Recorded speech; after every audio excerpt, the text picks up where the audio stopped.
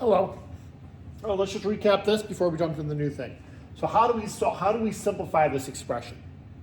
Well, we see it's a multiplication problem, right? So I'm going to multiply the numbers first. 3 times 8 is 24. And the variables that I don't know of yet, I'm going to go right after it. I'm going to go x, y, and z. Now, how many x's am I going to be multiplying with each other? Well, I have 5 here. I have 1 here. So how many total do I got? 6 x's total. Remember when we multiply exponents? And when we multiply variables, we add the exponents. How many y's we got? We have 7 and 5, which make 7 and 5 make 12. So we dealt with the constants, we dealt with the x, we dealt with the y. Now we got z's. Now we have 3 z's over here and no z's over there. That being the case, we still just have 3 z's. And that's it, right? Now, what if instead of giving you this problem, what if I gave you a problem, let me just go shoot. What if I gave you a problem like this? What if I gave you a problem of 6 x to the 4th over 3 x to the 2nd? How might we solve this? Well, logically, I'm going to want to divide the stuff out. But why don't I expand it first just to see what's going on? Let me expand this. So if I wanted to expand 6x to the 4th, I'd write that as 6x times x times x times x, all over 3 times x times x. Now, if we deal with a division problem, what we do is if we have the same thing up top that we do on the bottom, we can simplify and we can cross them out, right? If I had, for example, if I had like 4 over 10, I could rewrite 4 as 2 times 2. I could write 10 as 2 times 5.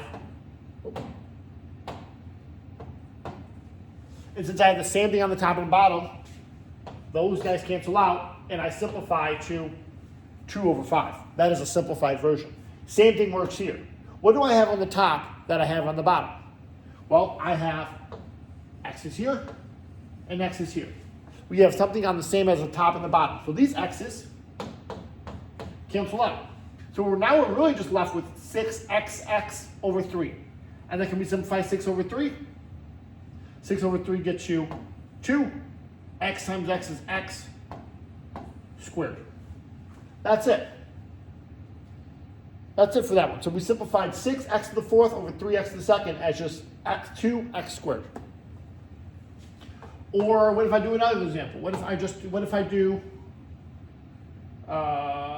that up. What if I do, I'll do this one without a number. Why don't I do x to the 3rd, y to the 4th, z to the 8th over x, y cubed, z to the 4th. Well, we could expand it out, and I will, just for fun. So let's have fun with this. On the top, I'm going to have 3 x's. X times x times x, 4 y's. Y times y times y times y, 8 z's. Z times z times z times z times z times z times z times z. All over the bottom, I have 1x, 3 y's, and 4 z's. Now what we're doing here is the same idea. If I got something the same on the top, then I do the bottom, I can cross them out. Well, I have, I'm going to do it in a different color. I have an x here and an x here. Those guys cancel. So what am I left with? X. How many do I have? 2 of them. Same thing on the bottom. I have 1y, 2y, 3y. Those guys canceled. So what am I left with? Just y. And the numerator, same thing. Z, z, z, z. I got z's. And how many do I have left? 4. So I just simplified this ugly monstrosity to this right here. And that's all I'm looking to do. Now, what you guys might not have noticed is that I am just subtracting the exponents. And I'm doing this because the opposite of adding is subtracting, right? When we multiplied variables with exponents, didn't we add the exponents? So when we divide, we're going to subtract. So if we look at it, we have 3 and 1, right? We have a 1 here. What's 3 minus 1? 2. That's how I got that. And for the y's, I have 4 up top, 3 down low. What's 4 minus 3? 1. There's a secret 1 here that we don't really talk about. And z's, same thing. I got 8 and 4, which is getting me 4.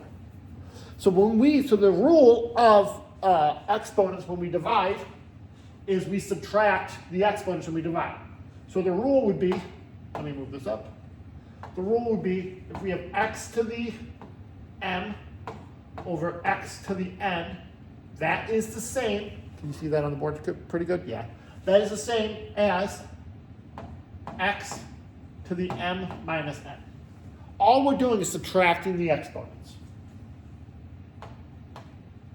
Ooh, did not want to do that. Dude, what is going on?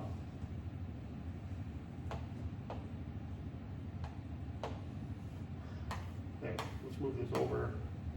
Oh, I can't move it up. Oh, there it is. There it is. Look at me go. So let me get you a few examples. Why don't we do 5 to the 10 divided by 5 to the 3. I like 5 to the 4.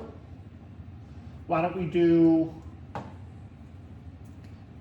x squared y to the 4th over x y to the 4th. And let's try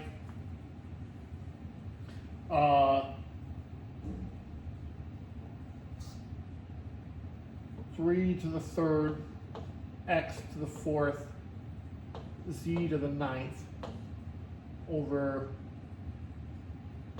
x to the 3rd, z to the 2nd.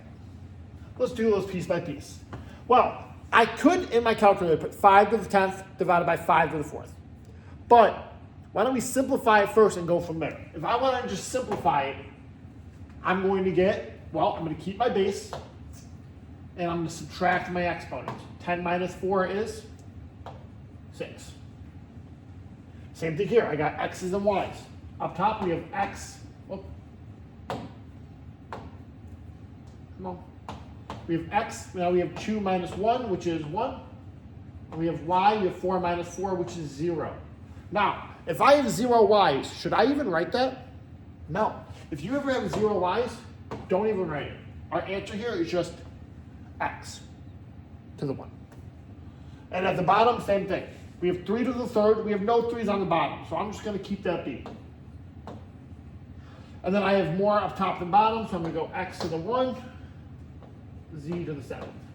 This was just a fast lesson just to get you guys acclimated with it. I hope you guys show back up soon. All right, bye-bye.